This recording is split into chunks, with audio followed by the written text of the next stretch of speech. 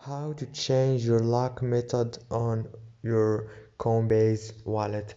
Hello guys, in today's video I'm going to show you how to change your lock method. So first thing we do is we go to Coinbase, and this is the home page as you can see.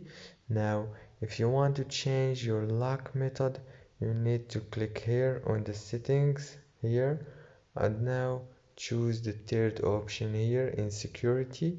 Click on app lock, and now you can choose the lock method, and then you have two options, the pin or the biometric, and yeah, choose what you want and apply.